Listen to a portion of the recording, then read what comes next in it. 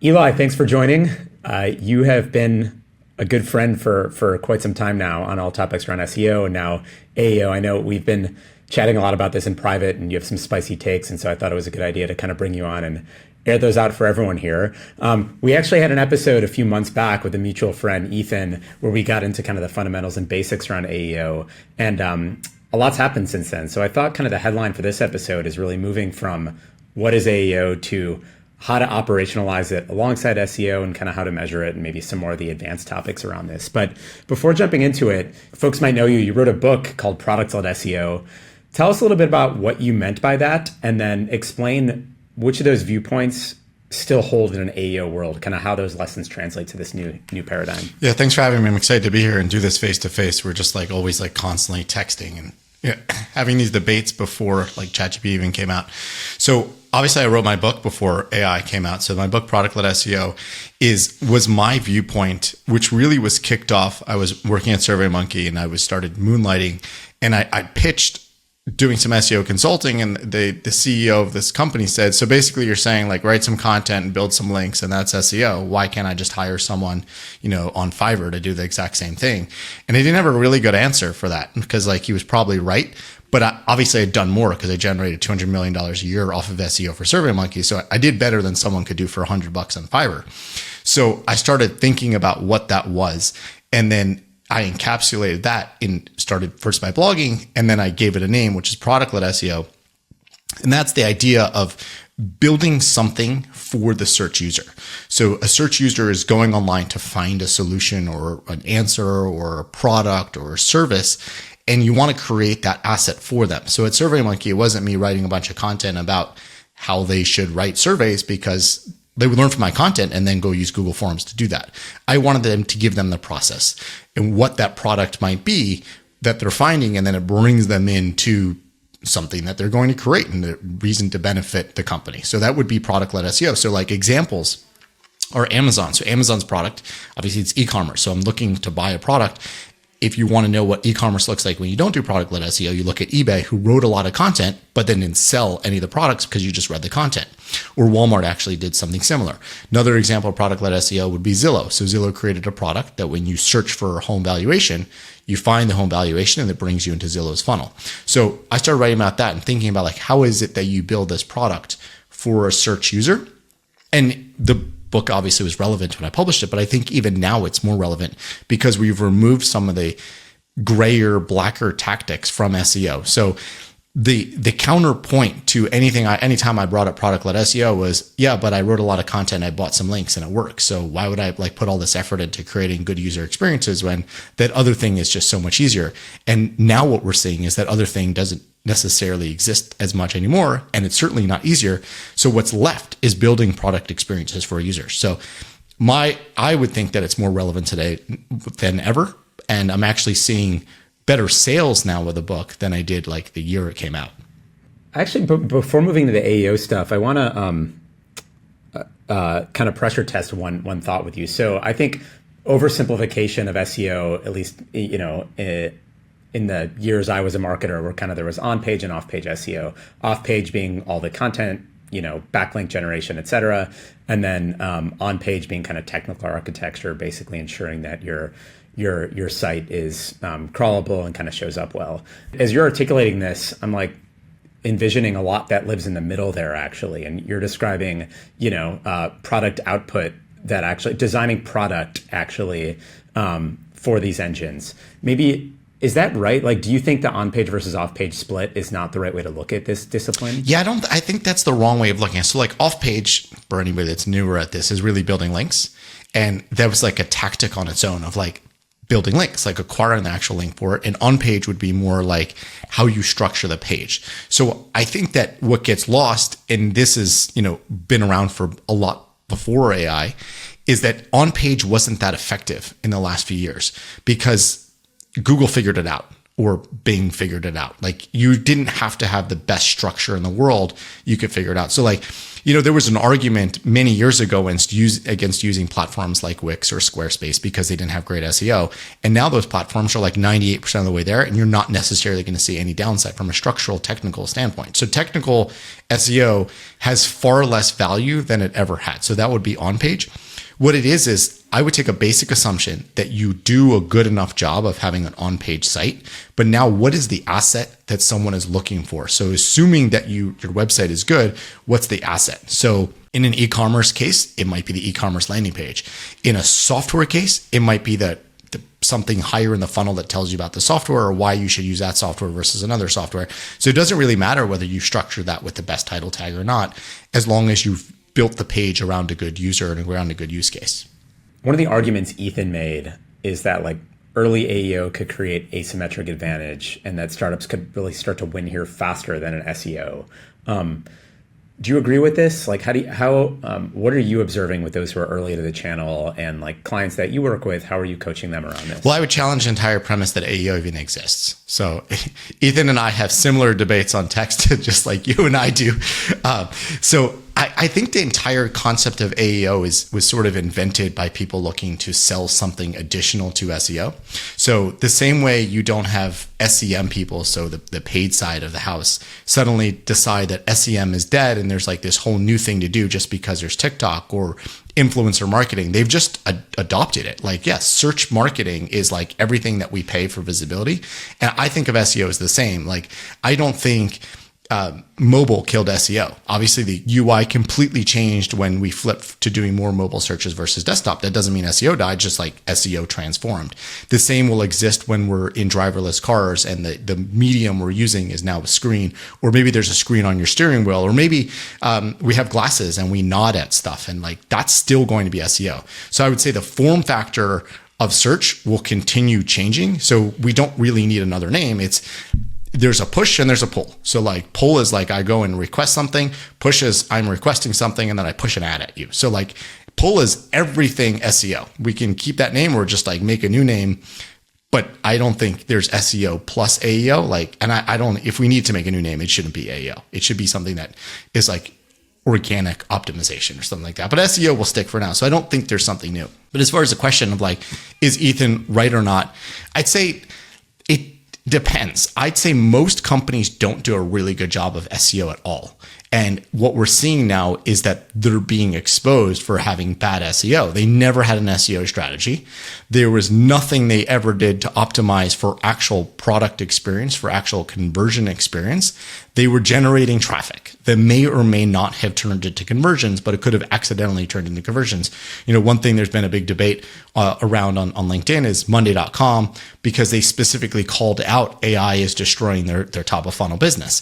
I would say that Monday.com never really had effective SEO because they were just writing a lot of content for their space and hoping that someone would read a blog post about something that Monday.com wrote, and then they can like retarget them or peel them off and try to bring them into the conversion funnel. But that content they wrote was never really in that conversion funnel to begin with. So in that sense, they didn't do SEO. So therefore they can't say SEO died. They just were exposed and the medium changed and top of funnel disappears. As far as companies having asymmetric advantage if they jump into AEO, which again, I'm not so sure that it should exist, it only matters if there's something that is new around what they're doing. So I've typically said that B2B software should not do SEO at all, because when I think about it from a product-led SEO experience, is there a product that search users are looking for? Potentially not. There's a handful of landing pages saying this is what the company does. There's not like a wide range of thousands of pages that anybody should invest in from an SEO standpoint. It's just a few pages. And those few pages might cover a handful of search terms, but again, you're not thousands of terms. AEO becomes different, or answers become different on AI search, because now there is a reason for someone to go and search for these things and discover something new on a search engine, because you're doing comparisons that are more relevant to what they're doing. But that's actually brand marketing. So I would say B2B software should never have done SEO. They should have invested all those dollars in doing something else. But there's asymmetric advantage if they can figure out how to do brand marketing that shows up in AI answers. So Eli, I I think I am understanding the distinction here, which is basically that in the world of SEO, there was what you would describe as a hack to showing up in search that would drive traffic to your site, but it was not actually SEO because you weren't actually fulfilling the user's need in part of the consideration funnel. One of the things I get curious about is, let's just take any B2B software example where it's something that's more complex to use. So like, let's just say Salesforce. You can configure it in any way that you want. And so writing a lot of content about various configurations, would you describe that more as like product information, and therefore is actually more of the variety of what is actually useful to the user who's trying to fulfill a product use case? And so in the way that you frame this, like examples of how to use the software to fulfill a use case and having content about that is actually the right way to do it, and therefore has always been the right way to do it, and therefore will get picked up by an answer engine. Yeah, so I'll use Mixpanel as an example, because Mixpanel is a company that I consulted with early on, and like is one of my first clients, and that was where I discovered that B2B software potentially wasn't the best fit. So I've consulted with multiple companies. Mixpanel was the first. So we did a great job. We followed the complete playbook for SEO for Mixpanel, but it didn't ladder into any conversions. And the reason why is because at the time there was really, and there's potentially still only really a handful of analytics tools. So if you're about to make a purchase of an analytics tool, which you're going to bake into your product, and the switching costs are incredibly high, you're going to consider every single one of those products. So the Mixpanel SEO is like, we could create the best page on like top analytics tools or ways to understand LTV or like all the things you might do if you were doing for an analytics tool, but it's not going to generate more conversions, because even if Mixpanel was on page 100 of search results, you were going to find it because you weren't going to make that purchase without talking or at least viewing all of the different options. So in that case, there were a handful of things to do around Mixpanel that were going to be effective conversion SEO pages. So for example, Mixpanel versus Google Analytics, Mixpanel versus Omniture, or something like that would be very effective, because that you're in the consideration phase. But what is analytics? What is LTV? Yes, it would generate search traffic, and you can make thousands of those pages, but that's not very effective from an SEO standpoint. Does that answer that? Yeah, that makes a bunch of sense. I guess one of the things that makes me curious about, and maybe this is like in the spicy zone, is if you take that view, that it is like harder to make SEO to be effective for B2B. It is also the case that a lot of the purchasing happening right now for like tracking of how you show up in answer engines is happening from B2B. How would you reconcile those two things? And again, like marketing investment is always like an ROI thing, right? And it's just the case that SaaS is more expensive, and therefore it's easier to justify the expense. And so like, how do you think about the fact that that's sort of like how the landscape is playing out right now? Okay. Thanks for framing the question like this, because this allows me to show this difference between brand marketing and SEO. So the reason why I don't think a tool like, let's keep with Mixpanel, shouldn't have done SEO in the past is because there's only a handful of queries that would matter. Analytics tool, like again, conversion tools. Like what is analytics? Not a conversion query. Like that Wikipedia could answer.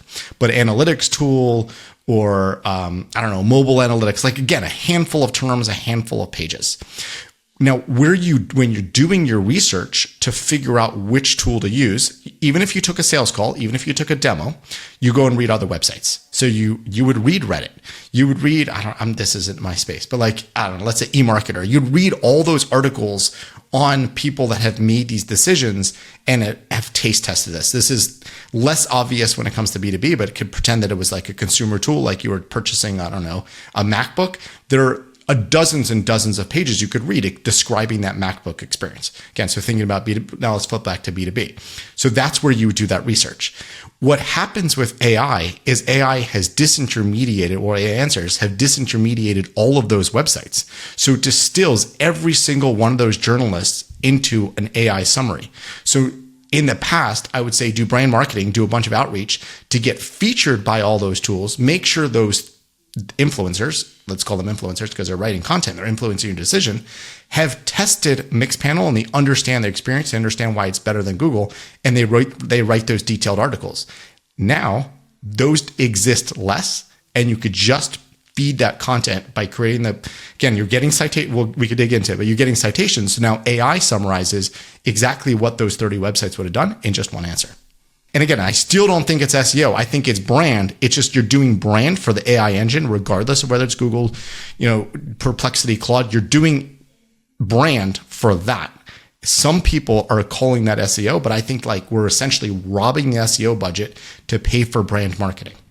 Well, so Eli, aren't you, in this example here, are you not describing AEO? And you described, at least my simplification of what you just described is go, instead of spending all this time trying to get trying to generate content to go and get backlinks, go and actually get cited by the right kind of influential sources.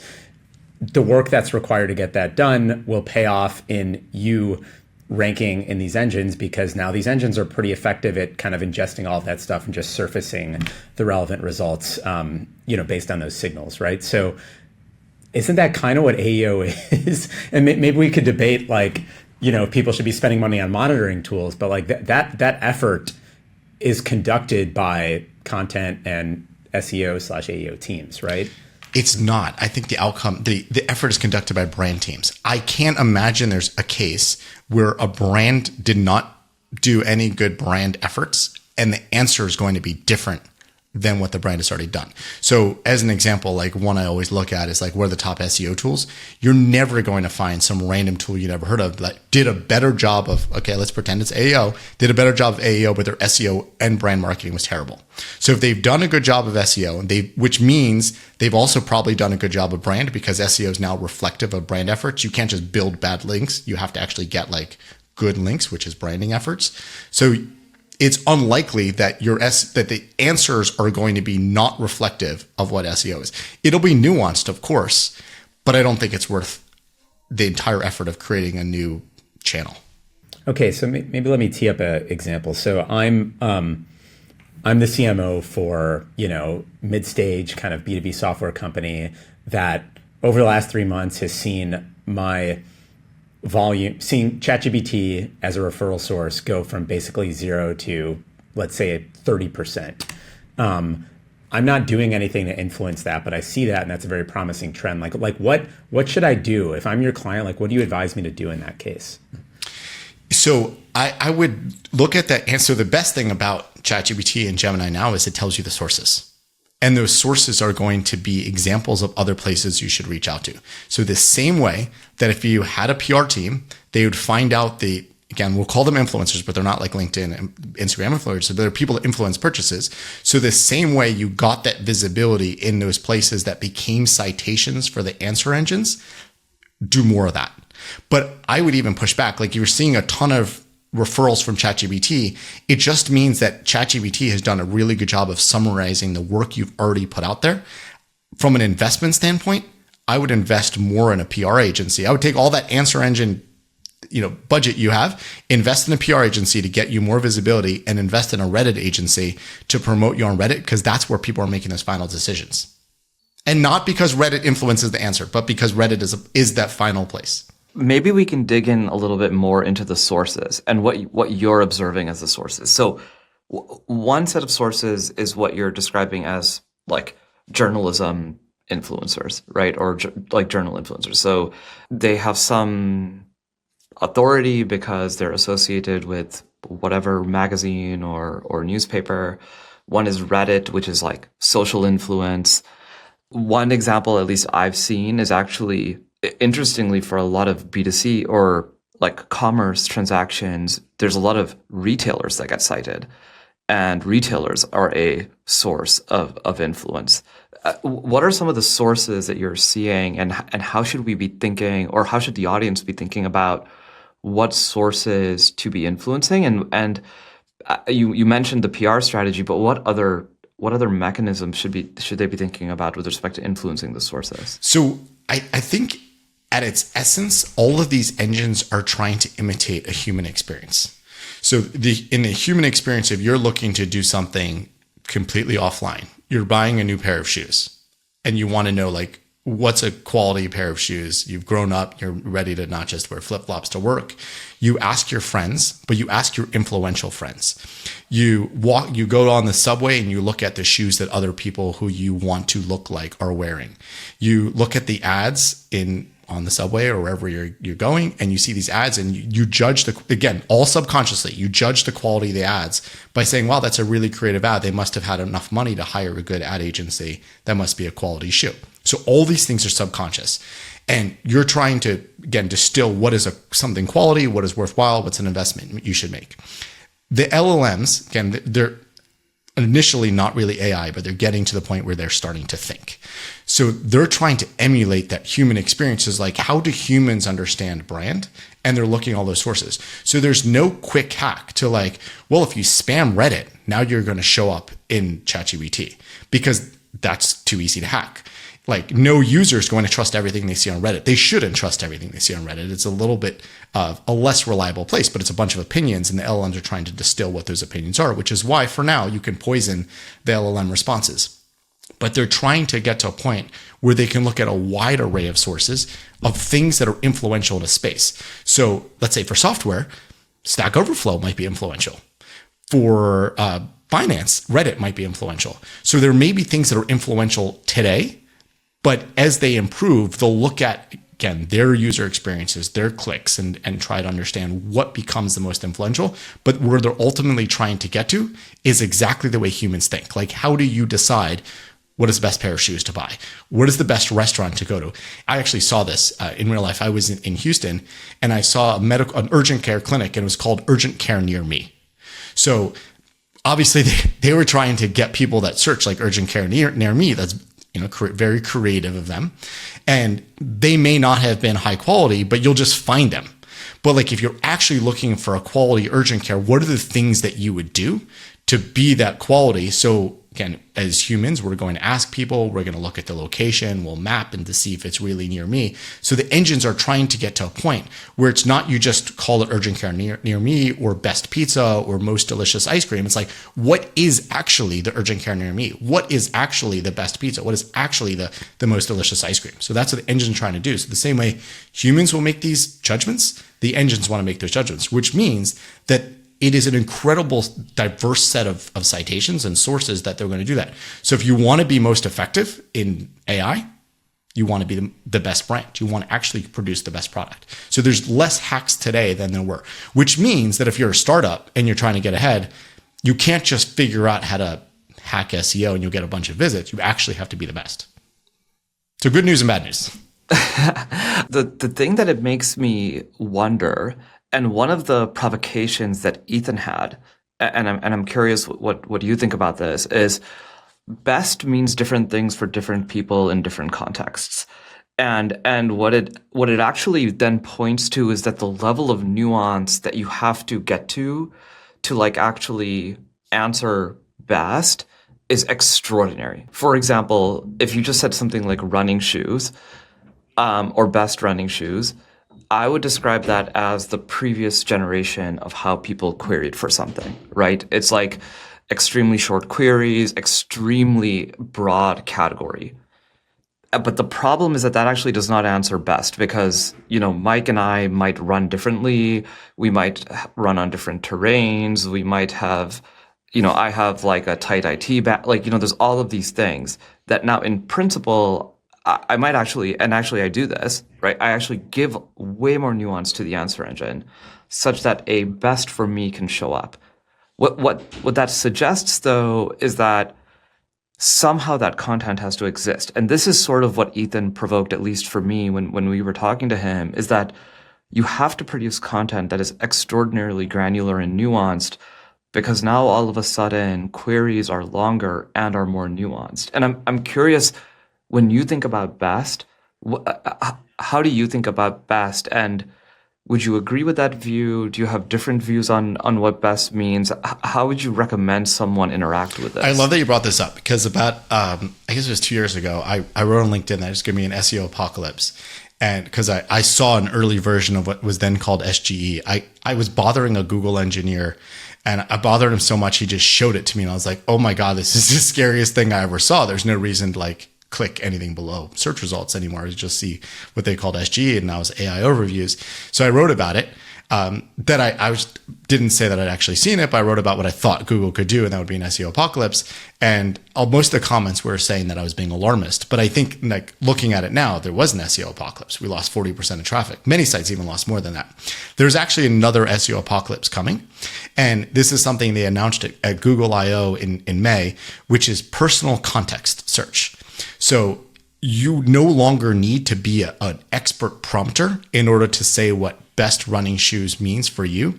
So Google said they're going to use your context, right? But I think they're going to use so much more than they're ever going to admit to. So to them, context was like your YouTube watch history, your Gmail, your other Google touch points, but probably not. They're probably going to go so far beyond that. They're going to like look at the words in your Gmail. They're going to look at like, I don't know, pictures you've taken if you use an Android of other running shoes. They're going to look at like, if you use Google Maps to run, like how fast did you run? They're going to figure all that out, right? That it's available to them.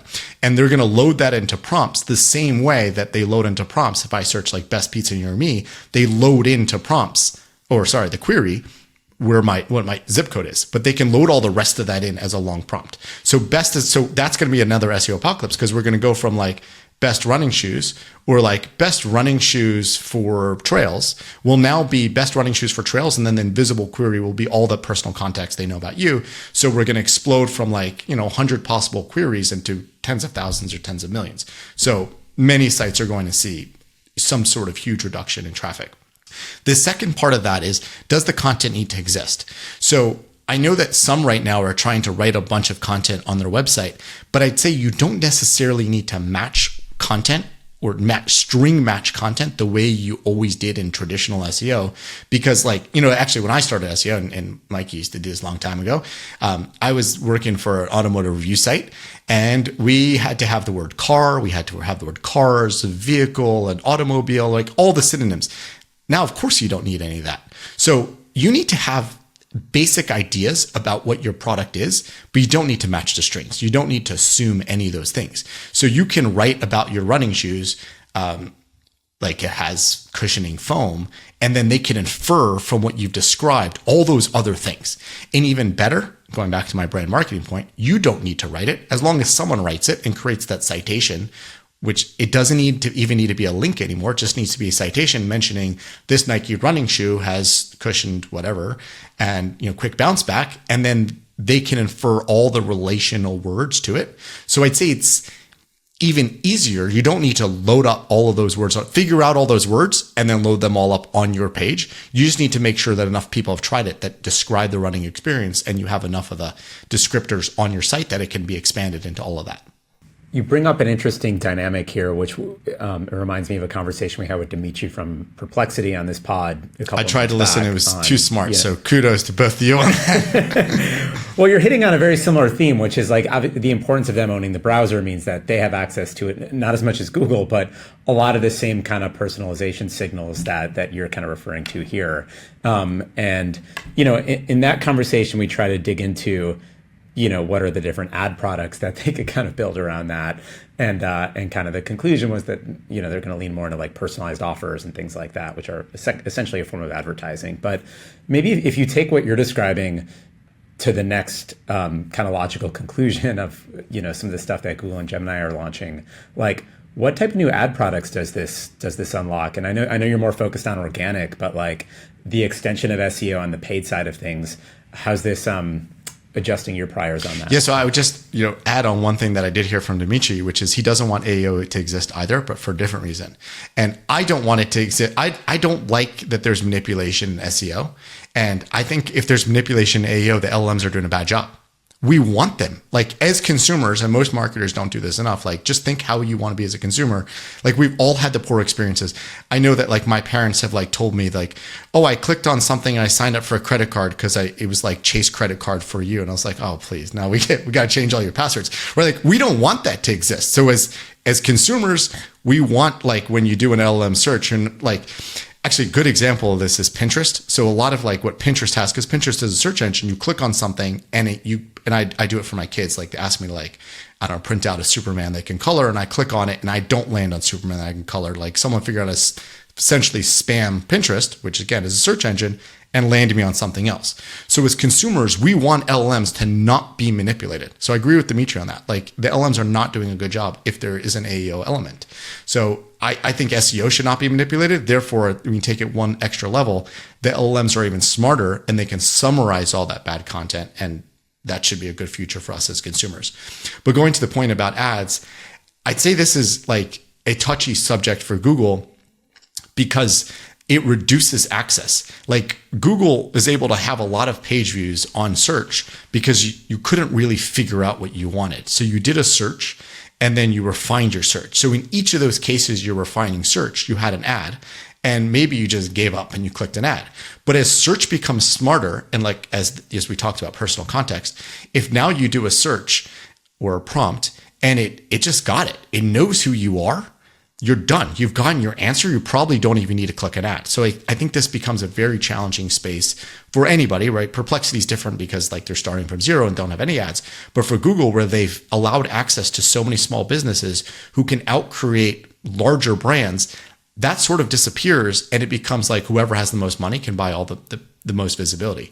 So I think there may be an element of, again, brand ads. We're going to have some sort of ads sponsor an entire category. So Google figures out you're looking for shoes and they'll offer it up to like Nike and Adidas, and a certain amount of inventory they'll just give to them. And it won't be targeted.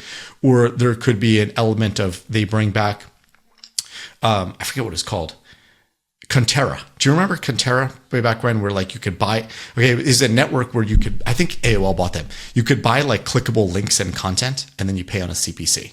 So, they could bring that back. So like Answers will have those sponsored ads, but again, I still think it's so much less inventory and it's less satisfying for users if you just have like one hyperlinked word shoes and you click on it and you're like, oh, I didn't want to go to like the shoe warehouse. Like I had no intention on being there. I'm not ready to be there yet. I'm just reading. So I think that's a touchy balance for them. So it's either one of those where they do a bunch of brand ads or just have sponsor links. But if you have more efficient search, the outcome is that there's going to be less ad inventory. Yeah, it's interesting. So you are making the case that compared to the last gen of search engines, ad revenue is going to be a smaller percent of maybe an overall revenue mix on these answer engines, right? Like, is that kind of the case you're making? And maybe let's take ChatGPT. Google is maybe a little bit different. Let's go to ChatGPT for a sec, because they've showed some of their cards on kind of where they're heading on the ads front and kind of what they're doing with commerce as well. Like, what do you think, if you extrapolate that out maybe a year or two, what do you think that monetization surface area looks like? So I don't think commerce works, because I think Google has tried a lot of these things and it never really worked for them. And Google has a lot more that they could build on. So with Google, I don't know the exact number, but I'm an Android user. So like my credit card is already loaded into my Google search. So if I wanted to buy, like they have my Gmail, they have my shipping address, they have my credit card, and still Google has not found it very efficient to like own that entire shopping experience. So I know OpenAI is going to try to do that, and they're going to try to like, again, disintermediate the websites completely, but then they own a certain amount of logistics. So I don't know that becomes something winning for them. I think that it still ends up being search, and OpenAI has to figure out some sort of ad monetization model. And, quite frankly, like there's really only been like 3 big companies that have figured out really good ad networks, and it's Google, Meta, and TikTok. So Reddit's been around forever, and they could have a fantastic ads platform with their ability to like micro target users, because they know a lot about users and the things they write. But the best you can do on Reddit is just bid for a spot in a subreddit, which is, good, right? Like if you have the right product, you're willing to do that. But for many people who just want to use Reddit, but just can't because it's so limited, building an ad product is very, very difficult. So OpenAI may do that, but it also means they get distracted from all the other things that they're building. You mentioned Reddit, and I wanted to ask this earlier, but since you just brought them back up, like in the spirit of tactical advice for teams that actually want to make the most of these channels, and I know you might refute some of that notion, but there is some stuff that one could do to influence results. You mentioned Reddit agencies, and actually, I'm not very familiar with like that ecosystem. If I'm a brand that wants to make sure I'm showing up in Reddit the right way, like what do I do? So Reddit is dangerous. So there are two things that people are going to do with Reddit. There's some software products that announce that they're going to they're going to look at the LLM searches and they're going to listen to where the site, quote unquote, listen to where the citations are coming from. And then they're going to create AI content on Reddit. That is really dangerous because Reddit users are touchy. So if they see that content, they're going to get mad at the brand. And then I think eventually Reddit is very aggressive on fighting spam as a whole, just from an overall qualitative standpoint. But then the subreddits are aggressive at fighting spam. So I think they'll have to step it up just to push all this back. And then Reddit itself will probably get demoted in the engine. So all of this will be useless. What a Reddit agency would do is it has created not fake people that are authentic, but real people who are authentic because they're real and they participate in Reddit as a community, or brands can be coached on how they can participate in Reddit as the brand. There are many great brands that are on Reddit. Like Google's a good brand. Like Google's on Reddit. There are Googlers who are on Reddit that will answer questions about any workspace product and they'll disclose that they are a Googler. That's what it means to participate in Reddit. So if you don't have that access, you can hire an agency they're just like your LinkedIn agency or just like your X agency. They are you or they coach you to be you. So I think that's something that companies should do rather than AI create Reddit profiles and AI create the Reddit comments. And, again, it'll make everyone in the subreddit mad at the brand, and that's too dangerous to do. And I don't think that companies should use Reddit specifically to have visibility in their engines. I think they should use Reddit because it's a fantastic place to create those conversations. The other thing, and this wasn't anything I planned on bringing up, but we should talk about Meta. Because if you think about Reddit as a place that Google relies on to create the conversations and to learn about things, Meta also has an LLM search and they're not as aggressive with it, but they could become so much more aggressive. So on every single Meta product, whether it's WhatsApp, Facebook, or Instagram, your search is also a search into Meta's LLM. And all of those conversations are being created within Meta's ecosystem. So the WhatsApp, I don't want to think about it too much, but the WhatsApps we're having are feeding their LLM. The comments on Instagram, so not just the Instagram posts, but the comments on Instagram and the groups on Facebook, Meta has this closed ecosystem that they don't need to buy data like Google does from Reddit. So they can know everything about anything. And I haven't used Facebook aggressively in a really long time, but there are very specific Facebook groups that are very active. Let's say patient advocacy groups or community groups where, a neighborhood will be on Facebook. That is knowledge that is not necessarily available to Google anymore. There used to be forums, but forums is something that was, deprecated when no one wanted to moderate them anymore. But a lot of that exists in the Meta ecosystem. So if Meta want to start competing in the consumer search space, they can. They're not yet. And I don't think their LLM search is that good, but it is available to them. I want to take this opportunity to tie a little bit your comment about ads to this comment about Meta. And I'm sure you've thought about this a bunch. I'm curious, would it even be in their incentive to create a consumer search product? Let's take your construction, right?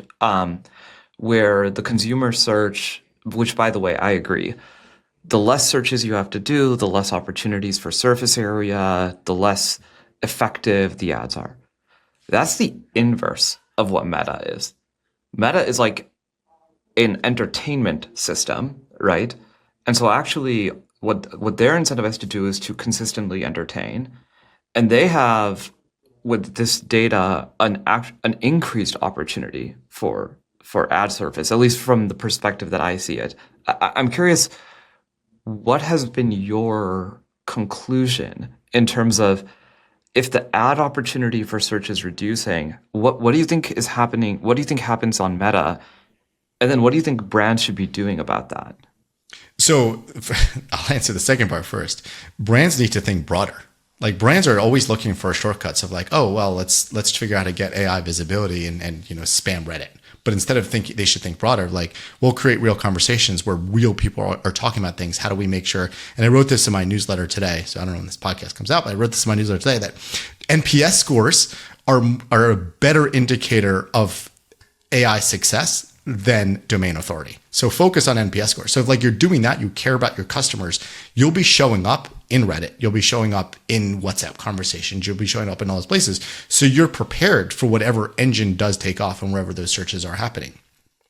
From an ad standpoint, I think that organic search or organic anything is never that effective because it only exists, to the best of a user's ability to prompt or search and for whatever content exists, which is why ads are so successful. Like I think we've all bought things off of Meta's ads just because it's really good at targeting you and they know all those things.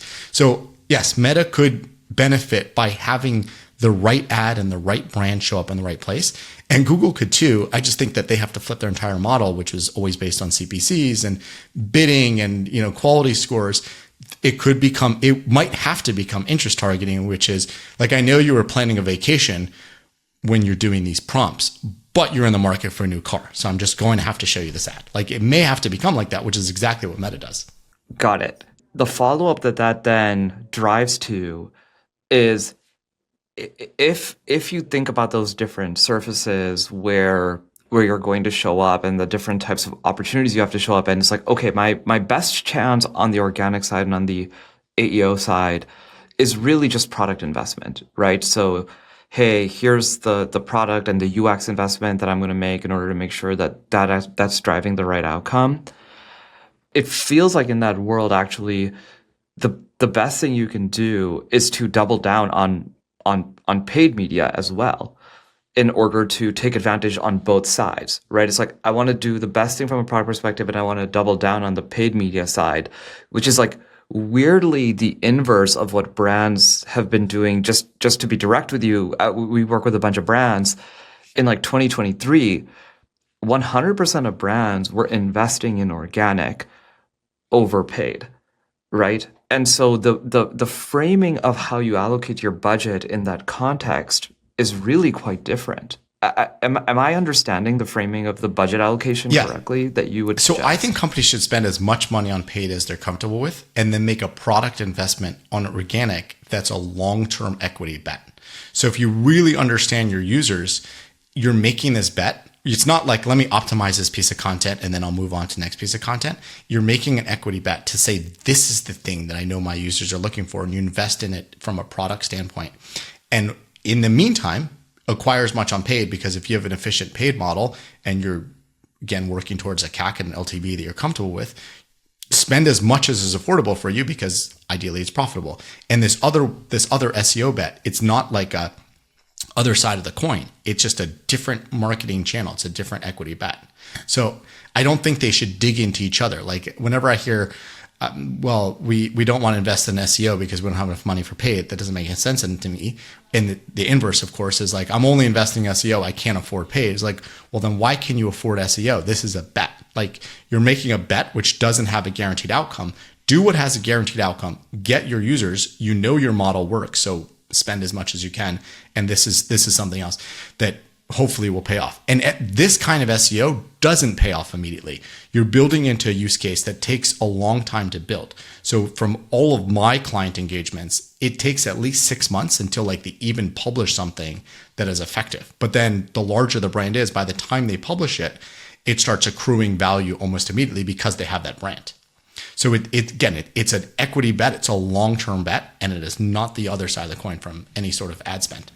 So, Eli, I want to shift gears and talk about the emerging kind of services industry, not emerging, just the broader services industry around this space. And, in the past, history of SEO would suggest that a very small percent of revenue goes to software and a lot ends up going to kind of services, and the agency world's like pretty fragmented there. And I know you refute kind of the AEO term, but let's just for simplicity, let's just call it that for a minute. In that space right now, there's a lot of money going towards, a lot of venture money going towards the initial crop of kind of monitoring software partners. And I know your view on that. Many of them are trying to attach into services. And then there are many services agencies, including ones that we really respect, like Ethan and stuff, that are helping, like attach the AEO offering onto what they're doing in SEO. How do you think this all shakes out? So I think a lot of services agencies were doing something that was not effective. They were producing deliverables, and those deliverables didn't drive ROI outcomes. So the deliverables might be a keyword plan. You don't really need a keyword plan. Like the product marketing team should know what the keywords are, because the keywords are how you describe your product. You don't need that to come from Google Keyword Planner. But that was a very specific deliverable. An agency also might have produced an audit. I rarely produce any audits for clients, because I can take one look at their site and say, well, you do good SEO or you don't do good SEO, and I can base it on what their traffic performance or conversion performance is. I don't need to spend 3 months and charge them thousands of dollars to go and give them a report that tells them the exact same. It's like when you go to a doctor, you know whether the doctor is going to say you're doing a good job or not a good job, unless obviously there's something bothering you. So I would approach, again, agencies do the same thing. They'll come in and they'll say, well, I know your site kind of sucks, but I'm going to give you a report that really details the areas it sucks. And like, you've waited 3 months and they still don't fix any of those things. And then the last thing that agencies have been doing, which has been completely disrupted, is content production. So a lot of this content production that can be farmed out has always been farmed out, and agencies have been upselling it, and the content has become less valuable. But flipping sides here for a second, as consumers, how much do we just consume all this content that agencies have produced on behalf of the clients? Probably not much of it. Like the content we consume has been like the authentic content, the Reddit post, the news article, the influencer post, not this like long form, 1,200 words on what an analytics tool is. But those have been the agency deliverables. So I think a lot of what agencies have been doing has been completely disrupted. And what I do and what Ethan does is provide strategic guidance towards brands who typically did not have the strategic guidance. And I think there aren't that many agencies that do that. So there isn't as much demand right now for it, because I think we're in the life cycle where I'm blaming Google. I've lost all my traffic, but it's Google's fault, or it's the agency's fault that I've lost traffic. But we're not yet blaming the fact that there might not be a strategy. I think we will get to a point where companies will start now looking at like, what is my overall strategy to attract the organic user? And was the strategy I had even effective? But right now, I think we're still in the Band-Aid stage. I might ask this in what might feel like a provocative way, but I feel like we can do that. I guess one of the things that makes me wonder is I feel like a lot of marketers need to feel a greater sense of control on their destiny. And so what you describe as deliverables is a mechanism. I would call that a control mechanism. So it's like, I get these deliverables. I know that these deliverables are coming to me. Therefore, I feel control, and I can sort of report it to my boss inside of my organization, just like the agency's reporting to me. And I mean, like at some level, that sort of like allows us all to like feel comfortable in our jobs. And at the risk of asking this in a sort of blunt way, do you think that how would you tell the marketer who today derives value from that? Where should they feel confidence and control from versus what you were describing as a long-term equity bet? Because ultimately, somebody's got to be able to say something to their boss. Yeah, no, that's exactly the issue that comes up with big companies. And I would be surprised if you face this at startups. So startups are obviously action-oriented, and they don't just deliver audits and deliver keyword plans. At the big companies, they're not really incentivized to think outside the box. And I think where SEO and most of marketing has to come in an AI age is we have to be creative again. A lot of marketing has become like formulaic, where here's the SEO recipe. I'm going to go do keyword research. I'm going to go write the content. I'm going to brief the content, which becomes a piece on its own. So I'm going to brief the content, get approval on the brief. Then I'm going to write the content. Then I'm going to edit the content. None of that really gets, in many cases, to a conversion. So I think we need to bring back marketing to you guys, this is the Intelligent Marketer podcast. So marketers need to be intelligent and think like consumers, like what is going to move the needle here? What is going to sell product? What is going to get us to checkout? What is going to get us to ROI, and create those deliverables rather than checklist style marketing of these are the things that I have to do. In paid, it's always been a lot easier because the checklist can be gone through in like an hour, and either you make money or you don't. But with organic, I've seen many cases where they go through the checklist over years and then they say, well, our SEO isn't working. And I'll say, when did it work? And like, they can't really point to a time where that checklist drove any value, but they keep running off the checklist. Eli, maybe one last question to bring this home. So you've given a lot of commentary on kind of reframing the AEO opportunity more around like brand and product marketing. Who do you think ends up being the most successful as a result of this channel over the next like year or two? Like if we look back and say, man, you know, these companies just really nailed it. And they really grew from these answer engines in a way that is beyond what we would have anticipated. Like, who are some of the brands that come to mind, and like, what would they have done right starting today? I actually haven't seen anyone that's doing something incredibly right, because I think again we're still in the life cycle of like tactics and band-aids of like, this is something that I used to do to win in SEO, and now I'm going to try to do this to win in AI. There's a client I'm working with. They're in a consumer space and they sell a product that has been completely disrupted. So they had an informational product, which drove a lot of revenue, a lot of ad revenue, but they also sell something where they drive leads. There's no engine that can drive those leads right now. The consumer needs to get to that endpoint. So that has to exist. And they're pivoting their entire strategy of how do they showcase what the user has to come to the website to, again, finish the transaction. So I don't think I've seen any good examples of a company that's truly embraced it, truly pivoted their entire model from selling clicks and generating clicks and selling eyeballs to this is how we're going to give the taste test of what we have and then come into the website and finish a transaction. And that's where we're going to end up being. So I think we're in this life cycle. You mentioned software earlier, but we didn't really talk about it. But we're in this place where like, oh, there's AI, and the way I'm going to address the AI challenge is by buying a software that shows that I'm already doing well. When I worked at SurveyMonkey, there was a product we sold that was brand visibility. And I think brand visibility trackers do a significantly better job than creating LLM prompts that people may or may not use and trying to declare that your brand is winning. Like if your brand is not winning at the LLM prompt, you're not winning at brand. Like you need to focus on the brand.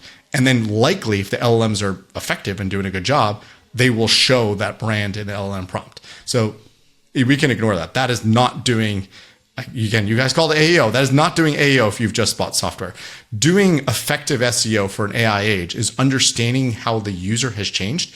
I think we've lost a lot of top of funnel search. What we're going to end up moving to is middle of funnel. So users, we talked about earlier, they searched running shoes. There's a company I worked with. They were in the mental health space. They used to rank on the word anxiety. There's no reason for any website to rank on the word anxiety. An answer will tell you what anxiety is, but they provide a solution. They provide therapy as a solution. That's a mid-funnel solution. So anxiety could be addressed by illegal drugs, legal drugs, meditation, any of those things. So they need to be in the mid-funnel place where someone has learned that they have anxiety. They've learned that there's different options for treating it. And from a mid-funnel standpoint, they bring to the bottom of the funnel, which is get on the phone with us and we can solve your problem of anxiety with therapy. So brands need to pivot. I haven't seen, again, many companies really pivot to this. They're dabbling in, again, AI visibility tools or going onto Reddit to get citations. But I think we need an entire pivot around a future user that could be using ChatGPT, could be using whatever Google comes out with their glasses, but like that's the changing future. Eli, thanks for doing this. It's always a blast. Let's do it again in 6 months and see where we were wrong. Absolutely.